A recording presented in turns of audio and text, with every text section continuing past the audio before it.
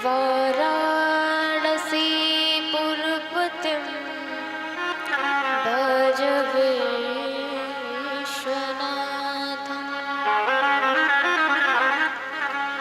नारायणं नमस्कृत्य नरं चैव नरोत्तमं देवीं सरस्वतीं व्यासं ततो जयमुदीरयेत्।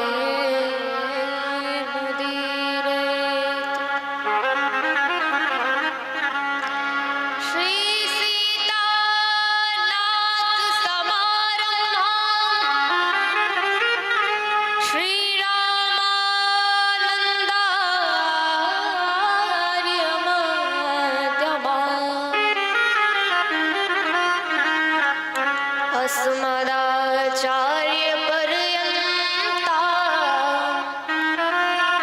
वन्दे श्रीगुरुपरम्पराम्।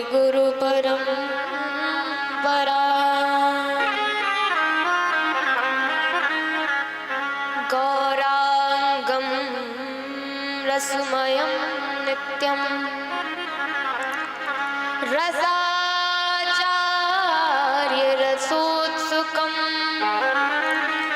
श्रीरामहर्षण देवाख्यं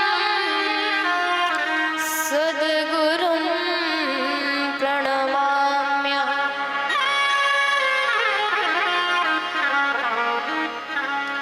जय जय श्री राधारमण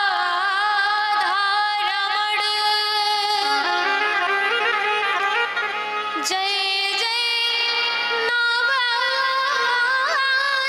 किशोर जय गोपीचित चोर प्रभु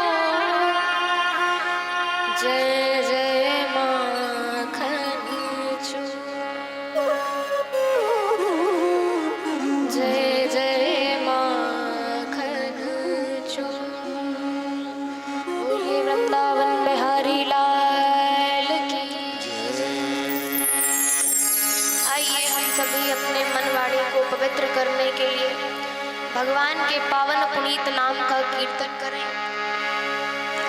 मुकुंद माधव गोविंद बोल केशव माधव हरि हरि बोल।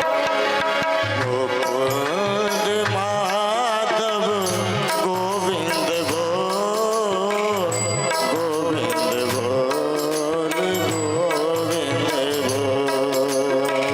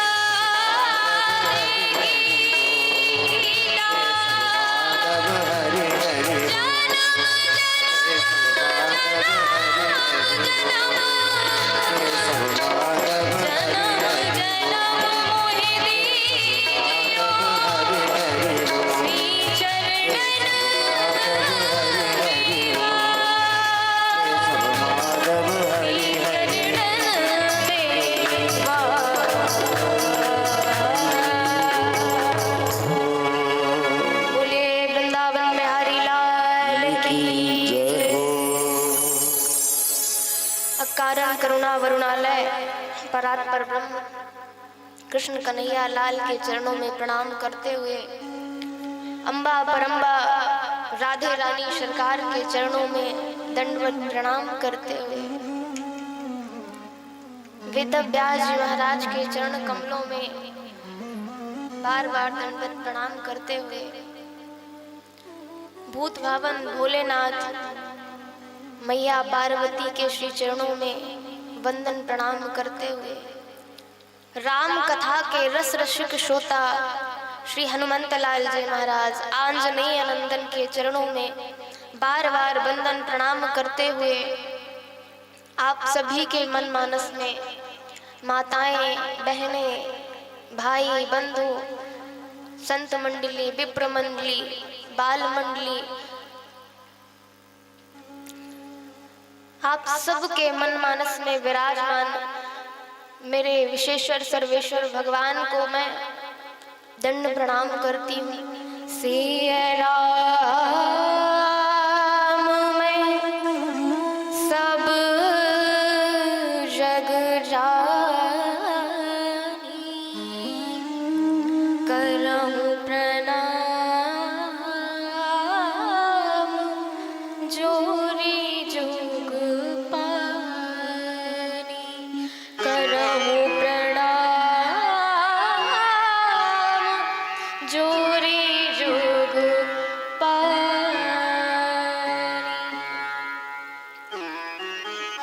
भगवान के पावन पुनीत श्री कृष्ण कन्हैया लाल के दिव्य मंगलमय स्वरूप श्रीमद् भागवत महापुराण के हम आप सभी चतुर्थ दिवस में उपस्थित हुए हैं। कल हम लोगों ने ध्रुव चरित्र, सती चरित्र, अंगवेन की कथा श्रवण की और यह कथा हमारे जो हम कर्म करते हैं, जो हम अनजाने में कर्म कर देते हैं और वह पाप की श्रेणी में आते हैं, तो ये श्रीमद् भागवत महापुराण की कथा सुनने से यह हमारे समस्त पाप राशि को ध्वस्त कर देती है। यह ऐसी कथा है, तो अधिक से अधिक संख्या में आप लोग आएं और भगवान के पावन पुनीत कथा को श्रवण करें और अपने जीवन में पुण्य लाभ अर्जित करें। हमारे जीवन में, हमारे जीवन का परम लक्ष्य यही है कि भगवान के चरणों कमलों में हमारी प्रीति हो, हमारी उनके चरणों में प्रीति हो, प्रेम संबंध हो, अनुराग हो उनके चरणों में। यही हमारे जीवन की सार्थकता है। आइए हम श्रीमद् भागवत महापुराण के संकेतानुसार आज अपने प्रसंग को लेते हुए विदुर जी महाराज मैत्रेयी मुनि से कहते हैं कि प्रभु, ध्रुव जी के वंश में आगे चलकर कौन से राजा हुए। तब मैत्रेय मुनि सुनाते हैं कि इन्हीं के महाराज वंश में, पृथु महाराज के वंश में आगे चलकर प्राचीन वरीय हुए, जो बड़े ही कर्मकांडी थे, यज्ञ कराते थे। और सबसे बड़ी विडंबना यही है कि वह हिंसात्मक यज्ञ कराते थे। श्री नारद जी महाराज उनके समक्ष उपस्थित हुए और कहा, टोका कि राजन, जितने पशुओं का तुम बलिदान कर रहे हो और कर चुके हो, ऊपर देखो आकाश की ओर। तब प्राचीन बरही ने देखा ऊपर आकाश की ओर, तो जितने पशुओं की बलि प्राचीन बरही ने दिए थे वह सब घूर घूर कर देख रहे थे प्राचीन बरही। नारद जी से पूछा कि ये हमें घूर घूर कर क्यों देख रहे हैं। घबरा गए प्राचीन बरी। नारद जी ने कहा, राजन, जो तुमने पशुओं की बलि दी है ना, अब वो तुम्हारी बारी का इंतजार कर रहे हैं कि कब तुम मरो और तुमसे बदला लिया जाए। इतना सुनकर प्राचीन बरही नारद जी की बातों को सुनकर घबरा उठे। प्राचीन बरही कहते हैं, देवर्षि नारद जी महाराज, हमने जो भी काम किया वेद शास्त्र के सम्मत किया। तो नारद जी कहते हैं, हमारे वेद तो हिंसा को मानते हैं, हिंसा की आज्ञा नहीं देते। नारद जी ने पुरंजनों उपाख्यान के द्वारा जीव का परिचय दिया और नारद जी के उपदेशानुसार महाराज प्राचीन बरही भगवत प्राप्त हुए, भगवान के धाम को गए। प्राचीन बरही के 10 पुत्र थे, जिनमें से दक्ष जैसे दक्ष को राजा बनाकर वह वन को चले गए और भगवत प्राप्ति उन्होंने प्राप्त की, भगवान को प्राप्त किया। महाराज प्रचेता गणों ने नारद जी से प्रश्न किया कि प्रभु आप यह बताइए, नारद कौन? नश्य अज्ञानम नारम नारम यदि खंडयति इति नारदः, जो अपनी कृपा से जीव के समस्त अज्ञान को, समस्त पाप को नष्ट कर दे, समाप्त कर दे, वह है नारद। नारद जी से प्रचेता गणों ने प्रश्न किया कि प्रभु आप यह बताइए कि भगवान को सबसे जल्दी प्रसन्न करने का उपाय कौन सा है? चतुर्थ स्कंद के 21वें अध्याय में नारद जी ने 3 सूत्र दिए। क्या कहा? दयया सर्वभूतेषु संतुष्ट्या येन केन वा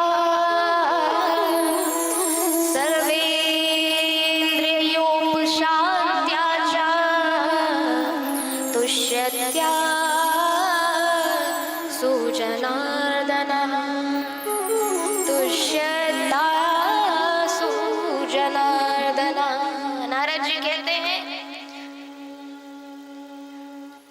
नारद जी कहते हैं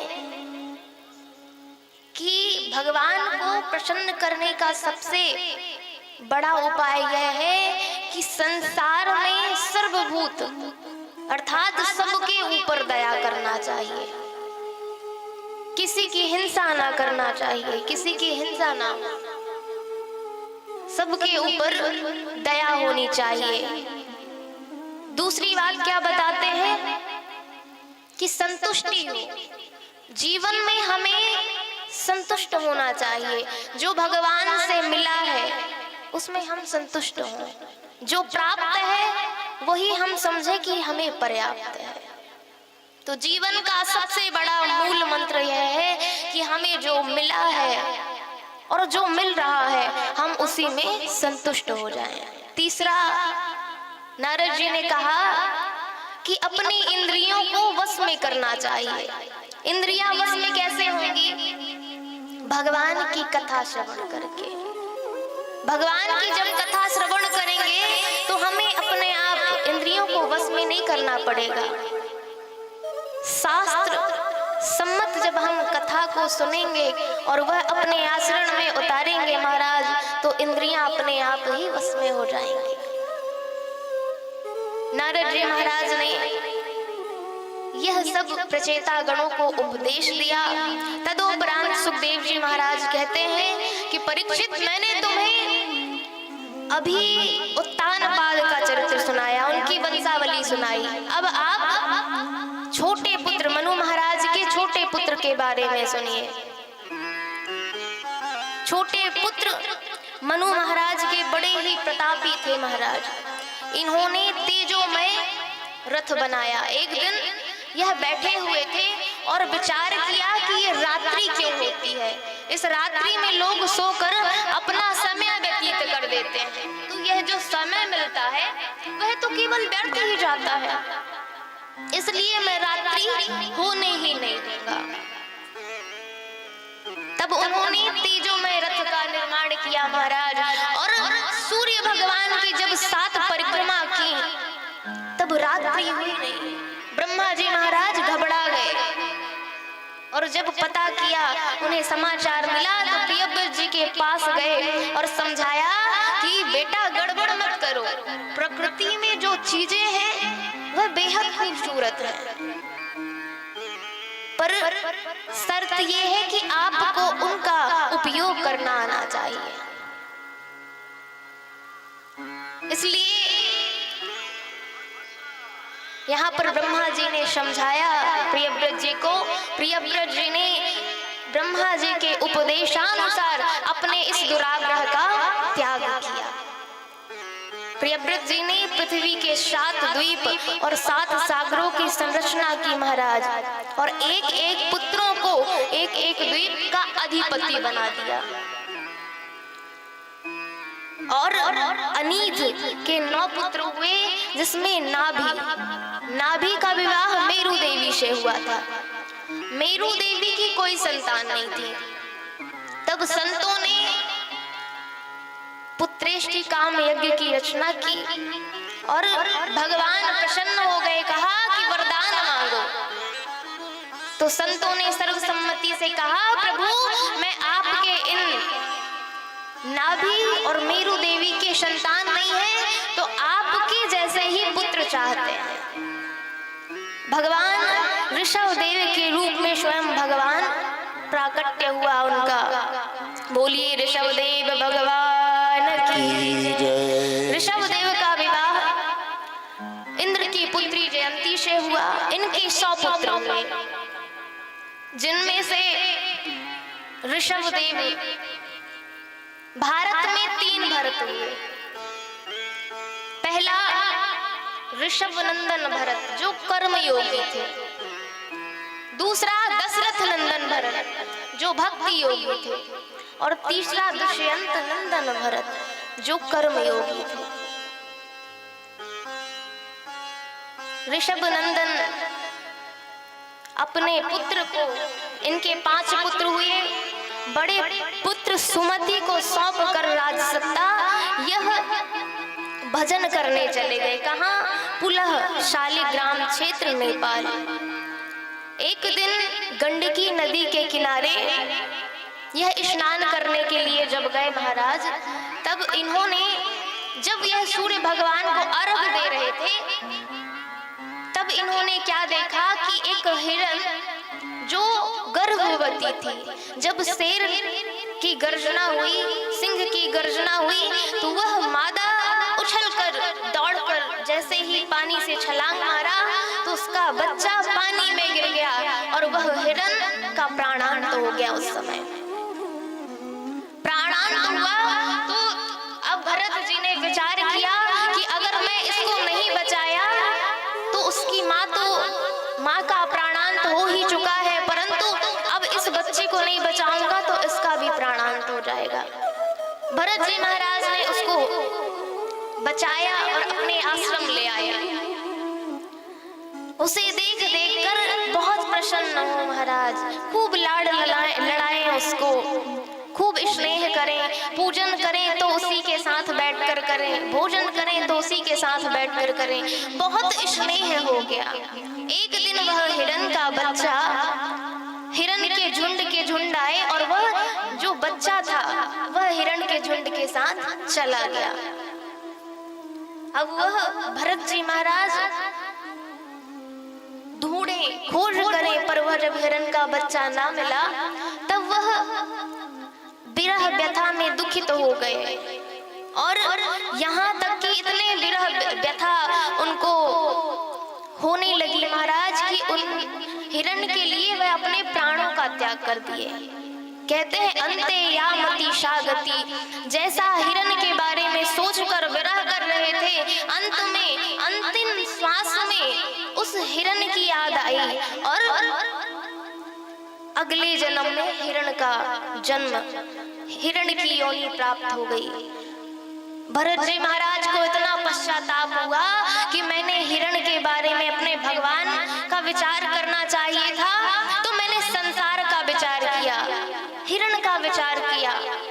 और वह मति उनको याद रही, भगवान की स्मृति रही, और हिरण की जो योनि मिली थी उनको, वह प्रारब्धानुसार समझ के वह व्यतीत की, और उसका अंत हुआ। तब उनका तीसरा जन्म अंगिरा गोत्रीय ब्राह्मण परिवार में हो गया, जहां जिनके 9 पुत्र थे, जो सब पढ़ लिख कर वेदज्ञ पढ़कर विद्वान बन गए महाराज। पर ये भरत जी महाराज, इनको पिताजी पढ़ाए तो इनको वेदांग का सूत्र तो बड़ी बात है, उनको अपने पिताजी को गायत्री मंत्र भी ये पढ़कर नहीं सुना पाए, तो पिताजी ने इनका नाम जड़ भरत रख दिया। भरत जी का नाम जब जड़ भरत पड़ गया, जड़ अर्थात होता है मूर्ख, जब सुना तो जड़ भरत जी महाराज मन में आह्लादित हो गए, अश्रु जल छा गए कि मैं जो चाहता था आज वही हो रहा है। ये कम से कम दुनिया की पंचायत से तो लोग मुझे पागल जान रहे हैं, तो कम से कम दुनिया की पंचायत से तो मैं दूर हूं। अब इन सबका विवाह हुआ, इनका विवाह कैसे हो? माता पिता पधार गए, तो जो भरत जी की भाभियां थी उनको जलन होने लगी भरत जी से, और कहा कि इसका बोरिया बिस्तर अब खेतों में डाल दिया जाए। और भाइयों ने कहा कि भरत तुम अब खेत की रखवाली करो, हम तुम्हें वहीं पे भोजन पानी भिजवा दिया करेंगे। भरत जी महाराज ने ठीक समझा, वह खेतों में निवास करने लगे। भाइयों ने 1-2 दिन उनको भोजन पानी भिजवाया, तीसरे दिन से भिजवाना बंद कर दिया। अब बेचारे भरत जी भूखे, परंतु विचार किया कि भगवत इच्छा है शायद, और वह यहाँ वहां फिरने लगे। भगवान की इच्छा समझकर विचार करते हैं, भगवान जो करते हैं अच्छा करते हैं। प्रभु आप जहां ले चलोगे मैं वहीं चलूंगा। हे प्रभु आप जहां लेके चलेंगे मैं वहीं चलूंगा। जहां ले चलोगे वहीं मैं चलूंगा,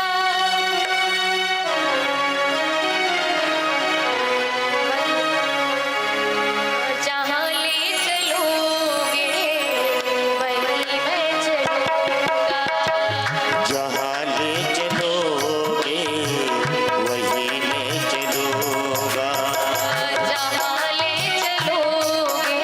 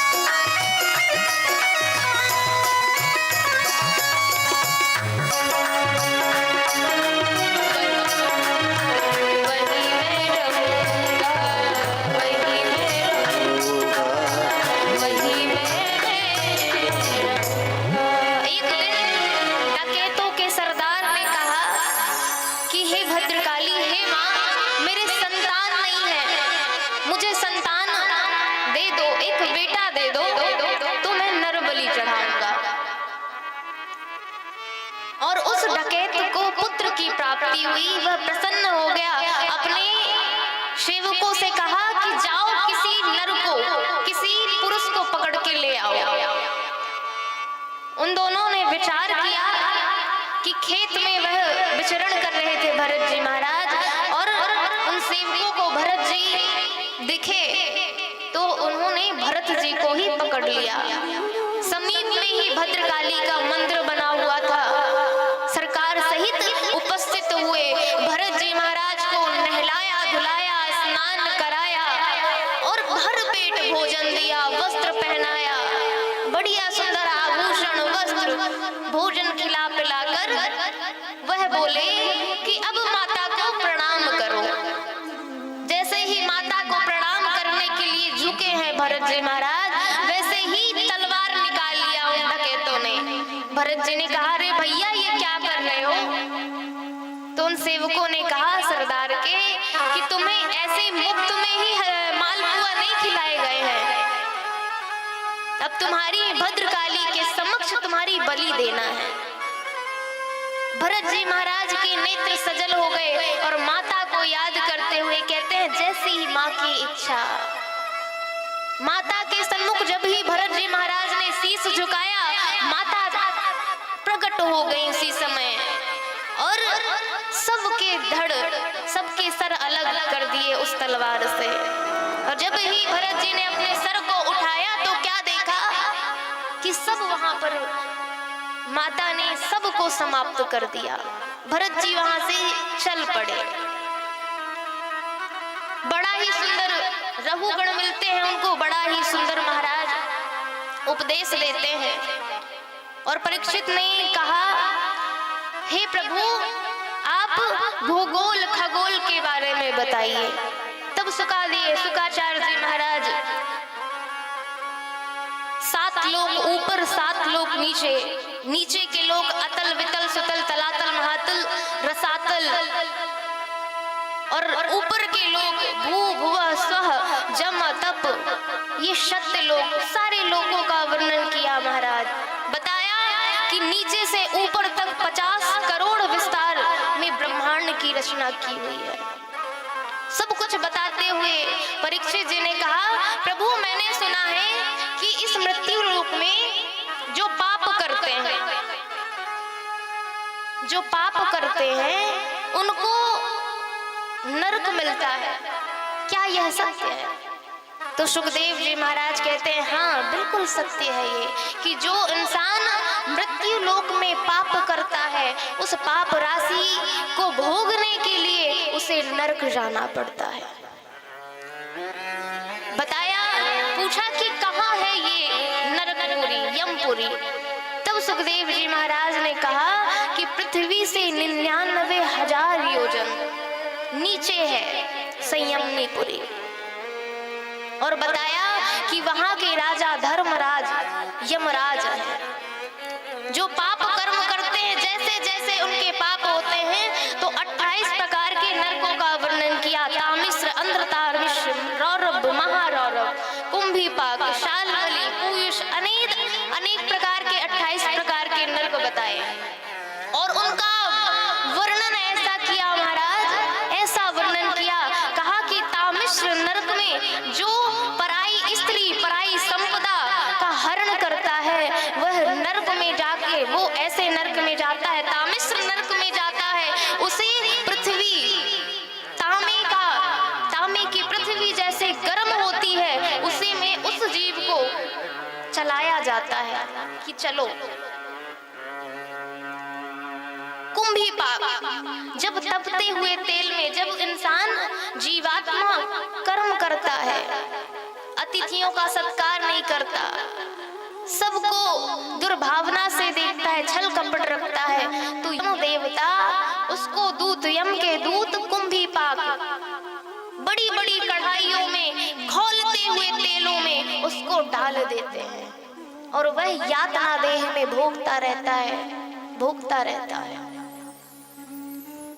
समस्या ये रहती है कि हमें अगर कोई अभी तलवार मार दे तो हम मर जाएंगे, परंतु हमें नरक जाने में यातना देह प्राप्त होती है। और उस यातना देह को आप कितना भी मारो, लाठी मारो, तलवार मारो और कढ़ाई में तल दो, कुछ भी कर दो, दर्द इतना ही होगा, परंतु मरेंगे नहीं। ऐसा भयानक वर्णन किया इस नरकों का महाराज सुखदेव जी ने कि परीक्षित जी महाराज कांपने लगे, थरथराने लगे। प्रभु आप यह बताइए कि इस मृत्यु लोक में और छोटे छोटे पापों के कारण नरक में जाना पड़े, प्रभु आप यह बताइए कि इन नरक से कोई उपाय तो होगा, वह उपाय करके हमें इस नरक में नहीं जाना पड़े। तब परीक्षित जी महाराज से शुक्राचार्य जी मुस्कुराते हुए कहते हैं कि एक काम, ये जो मृत्यु लोक है ना, ये जो नरक है ना, इसको जैसे धोबी घाट ही समझो। जिस प्रकार हम कपड़ा पहनते हैं, परिधान पहनते हैं, तो गंदे होते हैं कि नहीं होते हैं? होते हैं। तो हम धोने के लिए धोबी घाट में या फिर अपने घर में साबुन से रगड़ रगड़ के धो लेते हैं। इसको बताने का मतलब ये है कि धोबी घाट में भेजेंगे महाराज तो कूटनी से, पीटनी से, गर्म पानी से रगड़ रगड़ के उस कपड़े को धोया जाएगा, परंतु घर में आप धोएंगे तो बड़े आराम आराम से धोएंगे। तो ये साबुन है ना जो, तो पश्चाताप के साबुन से लगाकर हम इस जीवात्मा को पश्चाताप में डूबते हुए भगवान के नाम में लगा दें और सत्य कर्म करें, सत्यनिष्ठ होकर कर्म करें, तब यह हमारे अंदर का मल दूर होगा। महाराज सुखदेव जी महाराज परीक्षित से कहते हैं, जब परीक्षित जी ने पूछा कि कौन सा उपाय है, तब परीक्षित जी महाराज से सुखदेव कहते हैं कि चित्त केवल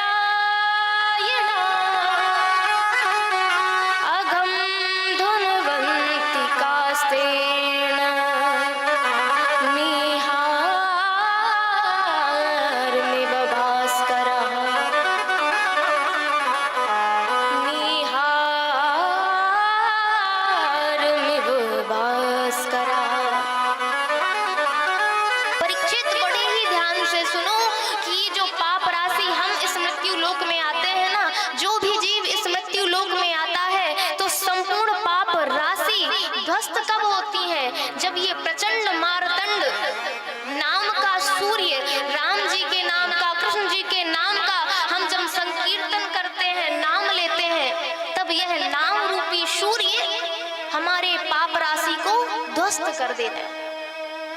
परीक्षित जी ने सुखदेव जी से कहा, तो प्रभु प्रमाण दीजिए कि नाम हुई।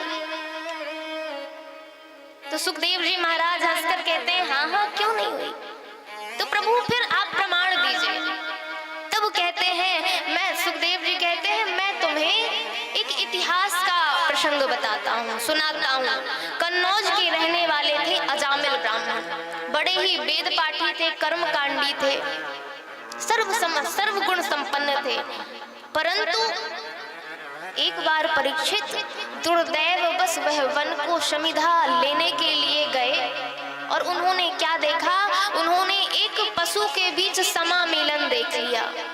और जब समा मिलन काम में लिप्त दो पशुओं को देखा तो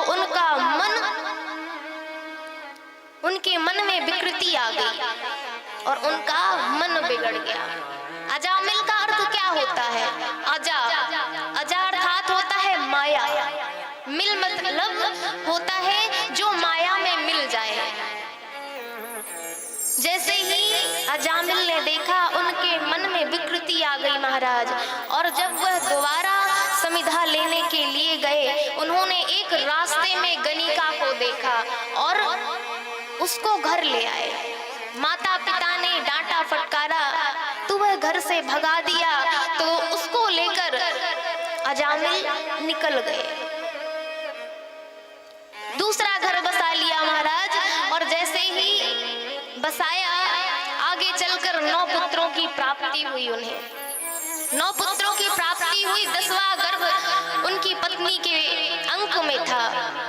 एक संत भूखे प्यासे थे, अचानक उनके गृह में पधारे। तब उनकी पत्नी ने उन्हें भोजन दिया, सब कुछ दिया। महाराज बड़े प्रसन्न हुए वह संत महात्मा और उनकी पत्नी से कहा कि ये जो तुम्हारे पुत्र होने वाला है उसका नाम तुम नारायण रखना। पत्नी ने प्रणाम दंडवत करके उनकी आज्ञा को, उनके उपदेश को सिरोधारी किया और फिर उन संत को विदा किया। संत को विदा किया, इतने में अजामिल आ गया और आगे के वह पुत्र का जन्म हुआ और अजामिल ने उसका नाम नारायण रखा। और भगवान की कृपा देखिए कि उस अजामिल को नारायण पुत्र में इतनी आसक्ति हुई कि जब वो भोजन करने के लिए बैठता तो नारायण का नाम पुकारता, जब वो कहीं जाता तो नारायण का नाम पुकारता, बेटा नारायण इधर आओ, बेटा नारायण इधर आओ।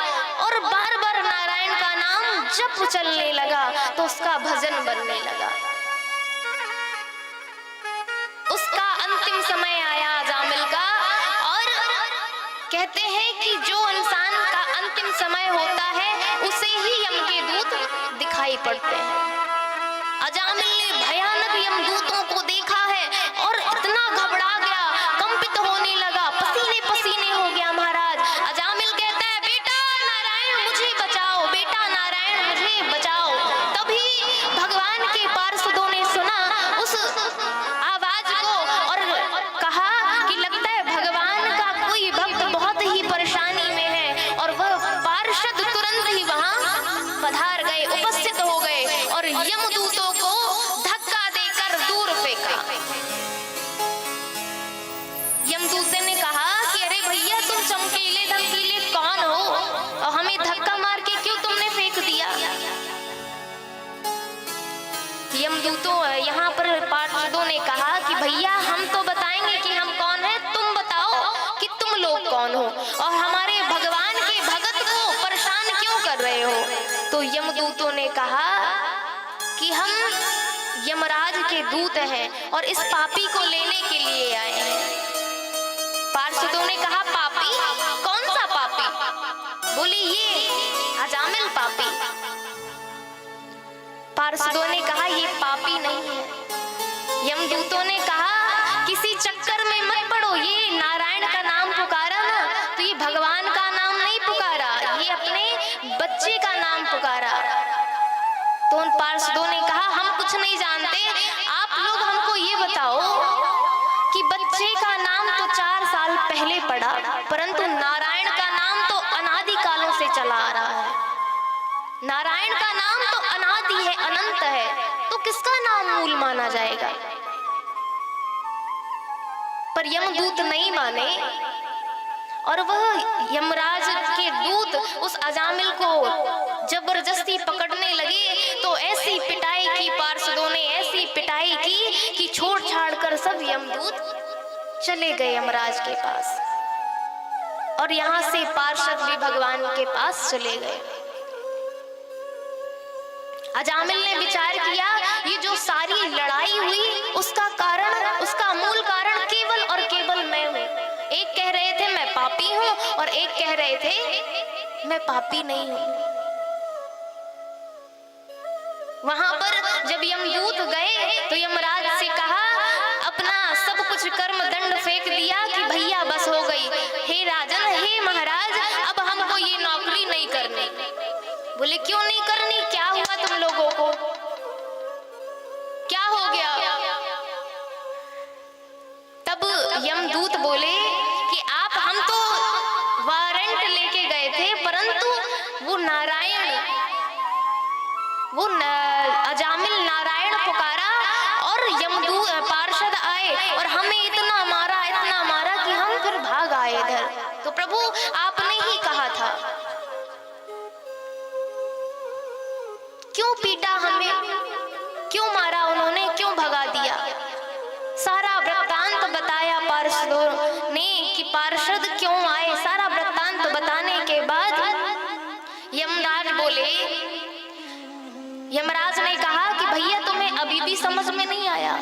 क्या चमत्कार है नारायण में, नारायण के नाम में। और जब नारायण का नाम यमदूत लेने लगे तो यमराज ने उनके मुख पर हाथ रख दिया, कहा कि नारायण यहाँ देखो, चारों तरफ पापी ही पापी पड़े हैं, नरक यातना को भोग रहे हैं, अपने किए गए पापों को नरक में भोग रहे हैं यातना। तो सारे पापी नारायण का नाम सुनेंगे तो तर जाएंगे, और हमारा जो व्यापार है, जो हमारा काम है, वह सब नष्ट हो जाएगा। प्रभु आप ये बताइए, तो नारायण के नाम में ऐसा क्या चमत्कार है? तो धर्मराज ने कहा कि सेवको, तुमने पिट के आ गए, मार खा के आ गए, और अभी भी पूछ रहे हो कि नारायण के नाम का चमत्कार क्या है। ये नारायण के नाम का चमत्कार ही है। नारायण का नाम जो लेता है उसकी सारी पाप राशि समाप्त हो जाती है और वह भगवत धाम को चला जाता है। तो उन यमदूतों ने पूछा, प्रभु फिर आप यह बताओ कि हम किसको लेने जाएं? तब कहा, क्या कहते हैं? धर्मराज कहते हैं, जिह्वा